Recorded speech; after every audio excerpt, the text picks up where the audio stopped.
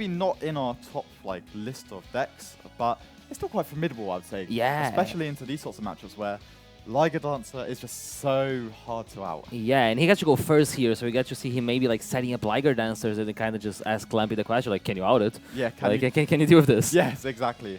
And especially it's just like seeing can Sebastian react to it? Is there anything given away there? And like this is a gold Leo, so this by itself we know it gets to a Liger Dancer. Yes. There's no interrupting in Sebastian's hand. So we're gonna see how he orders this.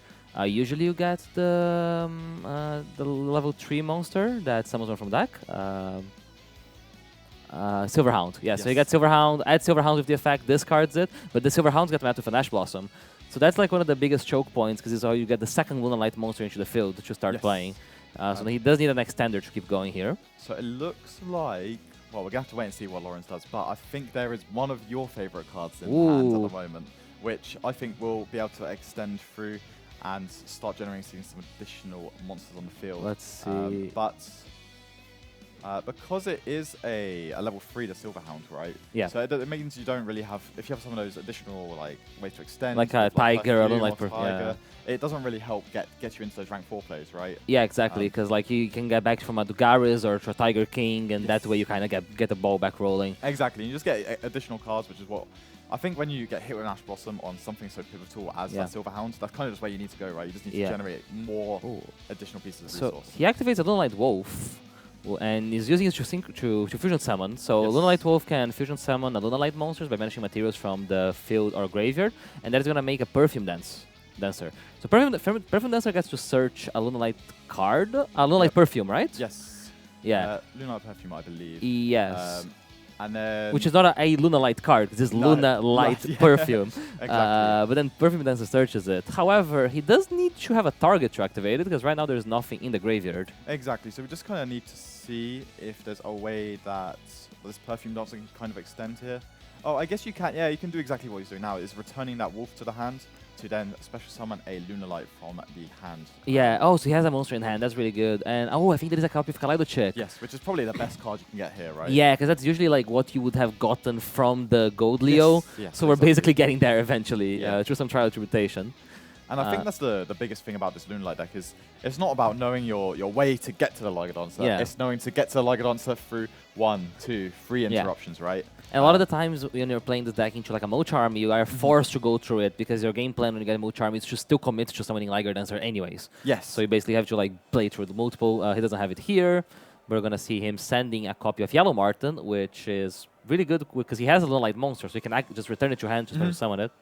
Exactly, and then again, it's just getting to that point where, Tiger coming down. Yeah. There we go. Chick Tiger? Yeah. Just like back in the day. So we're going to see the Yellow Marten being summoned back to the field here. Yeah. I guess here, it just really depends if you want to commit to doing more wolf plays or if you just want to continue fusion, making like XYZ monsters. I assume you would, just to maybe get a Dugaris, just to draw 2 more cards, maybe a Tiger King just to get another monster. Dugaris is really common here because it would basically allow him to put the Marten and the Chick in the graveyard, which then allows him to use the Yellow Marten. But you might also see Cross Sheep is like a common play that can happen here. Or just SP Little Knight as a way of like playing around the Primal Being. Yes, yeah, both make excellent sense, really. So I'm going to see exactly what comes down here, being the Cross Sheep, which I guess depends if committing back to the wolf or not, or if you want to use more of the perfume. Probably the perfume right here. Probably perfume, I assume. Just to generate additional monsters on the field. Lunalight Perfume is not once per turn, the same as Lunalight Tiger. So we are able to use it. Even though we use it to summon the Perfume Dancer, we can still use it to summon a Liger back in the turn. Exactly. Because now the name of the game for him is just summoning, putting as many Lunalight monsters in the graveyard as possible to fuel up that... the Liger summon. Exactly, and you just need to get all of those requirements for that Liger Dancer, because it's, for the quality of the card it is, being the boss monster essentially for the deck, it's also not necessarily easy to summon a monster, right? You do need to go through the Leo Dancer plus 3 additional Lunalight names. That's assuming you're summoning all of them. So Kaleido Chick is a really important card because you guys should send a monster for cost and assume the name of that monster, and it's not once per turn. So the Lunalight deck kind of revolves around summoning Kaleido Chick multiple times, sending a lot of the materials to the graveyard, so then you can eventually summon as many Ligers as you can. Yeah. And from Sebastian's point of view, he looks like the Ash Blossom was the only interruption from hand, so we're going to be seeing how many Ligers you think Lawrence is going to establish this turn. I think from this position, at least one. Yeah? Definitely one. But from how it's going, how the turn's being played out, it feels like there's the potential for a second one to be summoned. Yeah. And we talked a little bit before, this is just like, how can this Radiant Typhoon deck deal with that? And I think the first one, potentially you can deal with. But I think when there's a second one, it becomes a lot more dicey, let's say. Yeah, even if it's like, sometimes it's not even a second, but if you have like the combination of Liger and Baguska. Yes. Because number 41 Baguska basically makes it so that it doesn't affect the Liger, because the Liger is not affected by anything except Lunalight cards. Yes. So you end up with this one-sided restriction that only going to affect Sebastian. Yeah, exactly. And when it's... That we always joke about Baguska, but when it's in this situation where it's not only just stopping Sebastian from really getting any value out of these Radiant Typhoon cards, right? Because all of these main deck monsters, they are hitting the field, they're generating an additional card. Hitting the field, generating an additional card, which Baguska is just completely turning off. And I think that's the thing that we're going to have to watch here, just to see what really happens. If it's just committing two double Liger Dancer, or if there's anything further. Yeah, so he gets to search the polymerization here, which is really important, because with the polymerization, he gets to fuse with the Lunalight Kaleido check, which has an effect when you use this fusion material. Yes. This didn't used to happen on the old Lunalight deck, so for people that have played for longer, like Lunalight Orcus was a very popular deck in around 2019? Yes, 2019, like Lunalight Orcus that won a YCS Guns. Yes, it did. But here you get your fusion summon because you actually play polymerization. And the other cool thing here is he might trigger the Lunalight Marten. So Lunalight Marten, when it gets sent to the grave by card effect, gets to search for a Lunalight Spawn Trap. Yep. Which nowadays tends to be Lunalight Masquerade. And Masquerade is really important because it allows you to add a polymerization back. Yep. And if you do, you get to basically use polymerization with materials from the graveyard. So basically, it's another copy of Lunalight Wolf. And so we're seeing a lot of Liger Dances in the board. So we're seeing the first Liger Dancer come down here. Got both the Masquerade and the polymerization now in the hand for Lawrence. And going to use that Masquerade now to send. So Emerald Bird is probably the monster he's sending here, I assume? Yes. Does he play Emerald Bird? It's not an inclusion. Yeah, he does play one.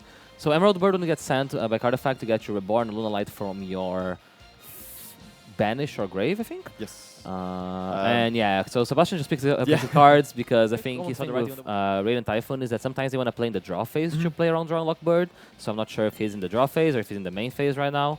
Yeah, you might want to respect Chant or also use Chant or Vision just to draw there. But we're in the main phase, so special summon Megala, which now if he uses a Radiant Typhoon spell, he'll be able to summon Radiant Typhoon monster from the deck. Which, again, probably not one of the strongest starter cards for this deck. Yeah. But it's definitely going to enable him to be able to play it. Yeah, exactly. So like and also it might just be like he does this and then commits another play, so he already has a Megala on the field, so he gets to respond with it if he has to use a quick play for a different reason. Yeah, but definitely. He does seem to not have drawn a play here, which is very unfortunate. And we know there is no Dimensional Fissure because that would have been activated already. So it's a bit... I think I saw a copy of Mystical Space Typhoon, which... On brand. Yeah, exactly. It's weird. So if he had a Mystical Space Typhoon, he could have chosen to play. Maybe that's what he's considered. Yes. Because Megala activates when you activate a quick play spell, right? Yes. So he would be able to like MSC his own card and try to trigger Megala. But he chose not to. So that might mean that his hand is actually like a lot of interrupts. It might be a lot of interruptions, and then just having that Megala resolve means that you get an additional card. Next time you can play properly. Also, Mystical Space Typhoon is a decent interrupt into Lunalight because they play Tanky, they play Masquerade, and they play Pendulum Monsters. Yes, yeah. So you can actually... There's loads of different cards that it interacts with, right? I mean, the other consideration there is that the Multi-Army Fuelos was also activated, right? So that's... I think he activated the follows now. So I think it was a very heads-up play from Lawrence. He didn't do it during his turn, but he does the Fualos before playing to be basically like, hey, if you want to get the value of this, I'm going to draw another card. Because he probably won't have a chance to activate the Multi-Army Fualos for the rest of this game. Yes, 100%. So he chooses to just activate it here, and he's threatening. He's threatening like, hey, do you want to get the value? I got another card. So you can get follow-up, but I might get Engine. So the Fallen Virtuous is getting activated here. I think realistically you can just target that Megala, right? Because even if you're not playing or not doing the best into the spell and trap cards that are set, getting rid of the only possible engine card is really, really strong. Because I think Lawrence has also not drawn like engine, so you see that you can see the heavy polymerization in his hand, but Sebastian played around it by not drawing playable. But we really see the strength of Fallen Virtues here, right? Like, the card is so strong when you don't draw optimally, because it just generates, it's basically a free card advantage engine. He decides to dump the Ecclesia Synchro, and that can really telegraph for Sebastian that he has another Fallen Virtues, because otherwise he would probably have sent the Albion. Send the Albion, yes. And I think it's kind of okay, because I think Sebastian might have even had one himself. And I think it's not the worst play to potentially activate. You can't activate it on set cards. But if you could have activated it, maybe chain that there. We do know the MST, right? Yes. We're aware of the MST. Aware of the MST. But I guess it's cool because like it's cool for him because he if he has a read that is Fallen Virtues, he can actually use MST safely on his own turn, and he can use that to trigger like a Corsair if he draws a Corsair, because it would be like a quick play activation. So he doesn't have to do it beforehand. Looks like Sebastian is passing straight back over to Lawrence there. That was a Foolish Burial drawn, which in my head it's a play. It's a good card. It's basically like Fractal, right? It dumps a copy of Silver Hound usually, and then you'll start playing the game from there. But it just depends if Sebastian has a form of interruption. So it's interesting here because a lot of the times you want to hit Silver Hound because that's a once per turn effect. But here there is an argument if you have Ash Blossom to Ash Blossom the Foolish itself, because it plays around the copy of Lunalight Perfume. So a card Lunalight can get tricked on, get stuck with his Perfume. But if you Ash Blossom the Foolish itself, and then he can go Perfume, Reborn the Silver Hound, and use the Perfume Grave effect to get your engine. And then you're just really winning at that point, right? Yeah, like exactly. You're getting past the sort of the more lower impact interruptions. Especially, I guess like a bricked hand, like we see from both players' field here. So you see the Silver Hound effect being activated. It looks like it's resolving.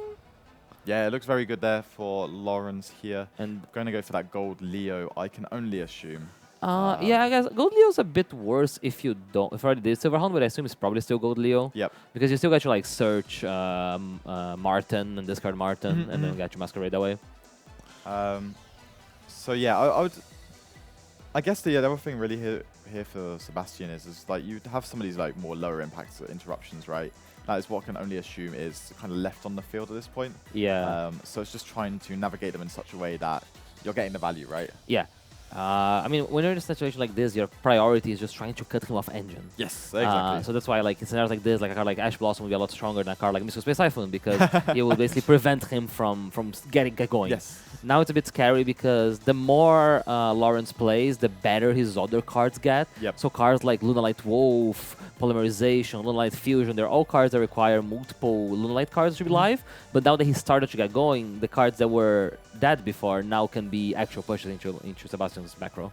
Exactly, and I think there was a copy of Lunalight Masquerade as well, which, again, once you're starting to play him, just as you say, it just means your plays get even stronger throughout. And again, these cards that may not be the strongest just generate more and more advantage, right? So we're going to just see Lawrence think after adding the copy of Kaleido Chick here. Yeah. Did you search Kaleido Chick?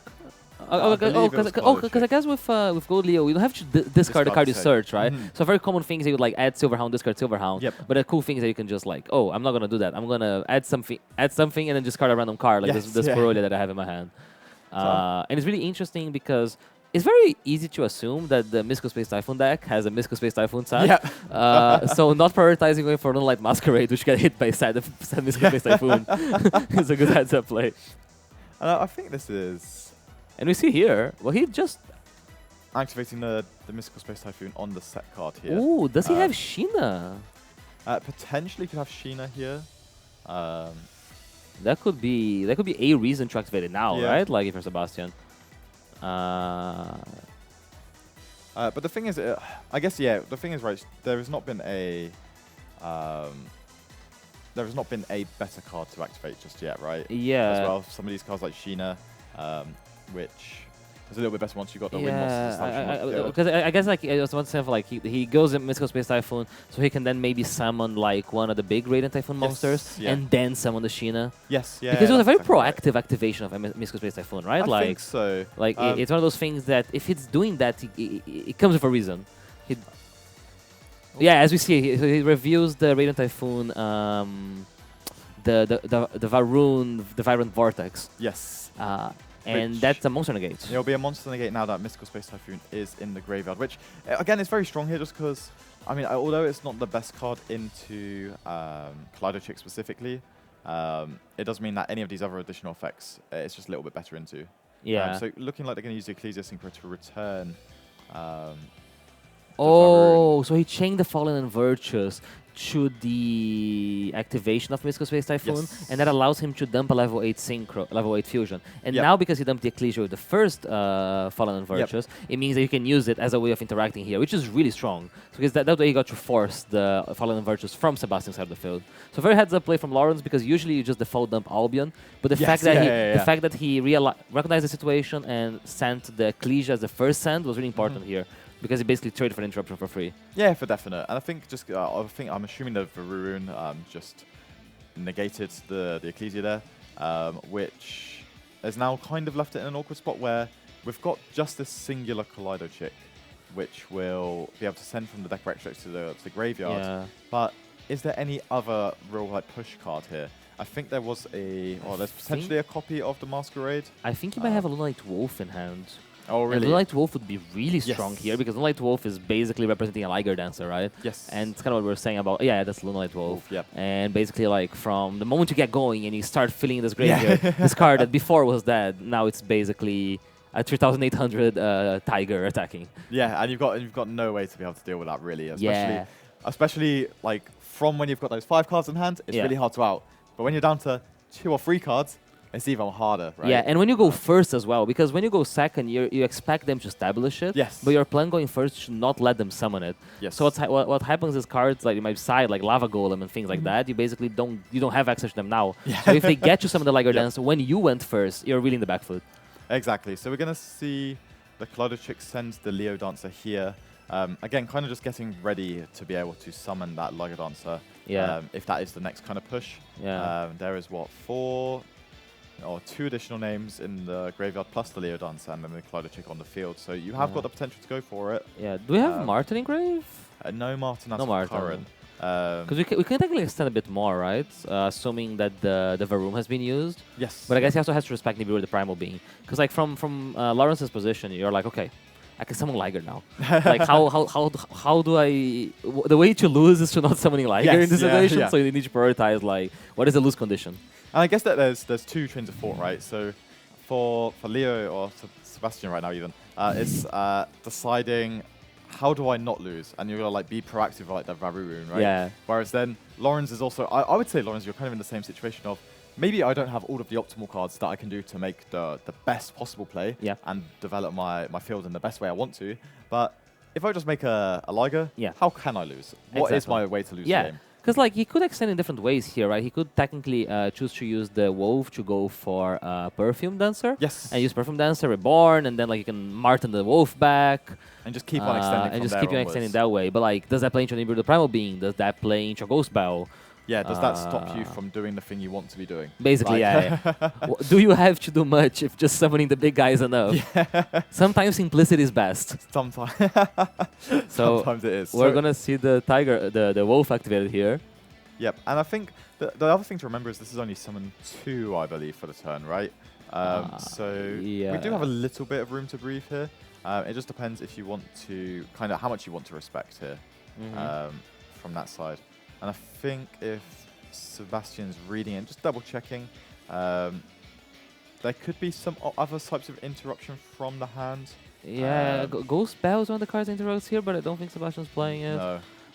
It's kind of hard to see what this can be. But again, from Sebastian's point of view, he's also trying not to just tell Lawrence, like, hey, someone had beat me. Yes. He's trying to find a way back in this game. Because if it comes back to him, he does have ways in engine to out Liger. And if he makes a Liger that's really weak, because this is a different scenario from Game 1. Game 1, he had the Liger Dancer, but he had like double Liger Dancer, probably Baguska there. That's why he conceded. But here, it might just be Liger Dancer by herself. Yes. So if he gets to engine, there's a world where he can like get and out it. Because he has set up in grave. He's going to have the Varun in grave as well. Yeah, exactly. And then the Varun could come back at some point.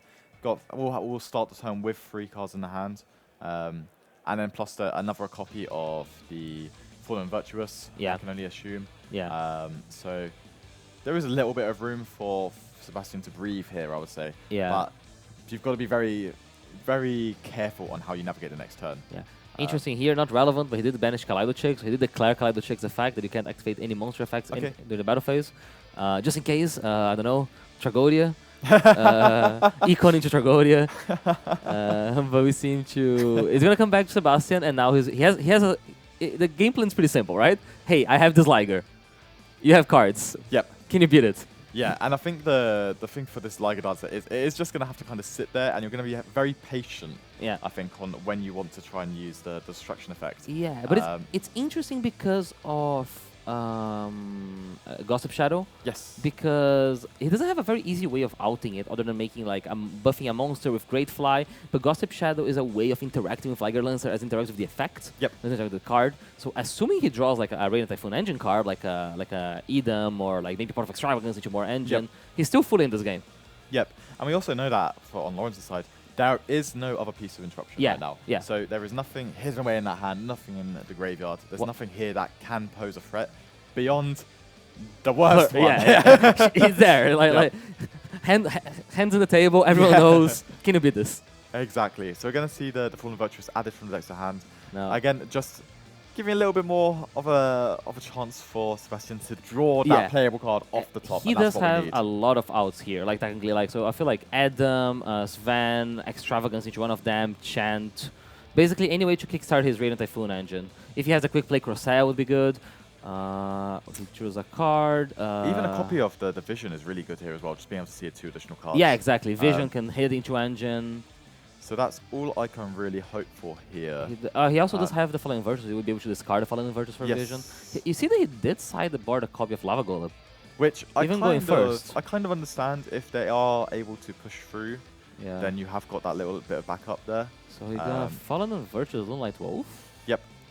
Oh, that is not the play you would be doing if you were going to play after, I feel like. No, I think I agree with you here, unfortunately. But it's a quick play spell, so you can special summon Adam. Wait. We're back. We're back, and we've got the first of many, I'm hoping, cards to activate this turn. So that is a Radiant Typhoon Adam. When it special summon itself, if your opponent has no cards in the spawn trap column, that's why he had to Fallen Virtues first. Or if if there's a mystical space time in the graveyard. Oh, it does have a mystic grave, so actually. So he could have done both, but I guess maybe just wanting to get rid of that card from the opponent. It is reasonable to think that that will be removed at some point in the turn. And then, so this searches the other level 3 monster, which is Sven. Yes. And Sven gets to search for a Radiant Typhoon spell. So now we get to this very interesting position here, where you're kind of presenting a threat to the Liger Dancer, right? Like you're kind of going like, hey, now what? Now, do you fall for it, or do you let it happen? I feel like when you're playing Lunalight, you kind of have to play in a way that show me. You can't fall for tricks. You gotta make them have it. I very much agree here. So we're gonna see exactly what is getting added here as well. I can only assume it's the Chant potentially. I'll be surprised with not a copy of Chant, because Chant allows him to get back into Crossair eventually, and like Crossair is probably what he needs to do to get going. Yes, very much agree there. It's I guess interesting that he chose to use the Fallen Virtues, because if he hadn't used the Fallen Virtues, he could have used that as a way of triggering the Crossair after he started to do Chant. Unless there's an additional card potentially that's hidden away. Yeah, he needs like a trigger for a Crossair, right? But I guess the Link monster will also allow him to do that. The Ravoon. Yes. Ravoon. Yep. So this is going to search the deck for Mystical Space Typhoon. I believe it is everyone's favorite Mystical Space Typhoon. And this is quite a unique card as well, because something that we don't really see traditionally with Yu-Gi-Oh cards is that they have them to like the ability to move monster cards into the spell and trap card zone, right? Yeah. And I think that's quite unique about this card, is just being able to do that. But also, if it can get there, it will be able to get the continuous trap mandate from the deck, which again could give you just one additional card in the hand, which might just be the difference between Sebastian staying in this game. Yeah, and this is what's happening here, right? He's activating Chant with the Varun on the field, because he wants to get Mandate. Also, Mandate is relevant because it does have an effect to boost your your wind monsters, and that is how you get over the Liger. So the boundary is the Mandate buff and the Great Fly buff. Okay. And like and I think Phonics is the biggest Radiant Typhoon. Yes, that one's 3,000. So if you have the mandate Phonics boost, plus the great mandate fly, plus great plus fly. that, you can attack over the Liger Dancer. So you need to establish all of that and a way to beat Ragaki. Yep. But there is a way. There is a way. And he might have it here. So we're going to see the chant activated with the the Mystical Space Typhoon. Yeah. Sebastian laughing against the camera there. Being chained onto it just to get that additional resource set at the set straight afterwards. Yeah. I think also this when he does it this way, he'll be able to summon the Crossell? Yes. Oh, no, he won't. No, he did the MST second, right? So he did chant first, MST second. So I won't see it. So you won't. The Crossell will not be at hand for to special summon herself because she needs to have seen a quick play be activated. Yep. So going to be added from the deck to the hand. I'm surprised. Are we not seeing Mandate being set here? I can only assume so. That is part of what's about to happen. Yeah. Oh, I guess maybe he changed the first one. Okay. Yep. So he searches an Eldam. Okay. And then the room and that. So the chant's gonna set itself back. Yep. And we get to activate the mandate. To get a mandate. Oh. Wait, what can I miss to Space Typhoon?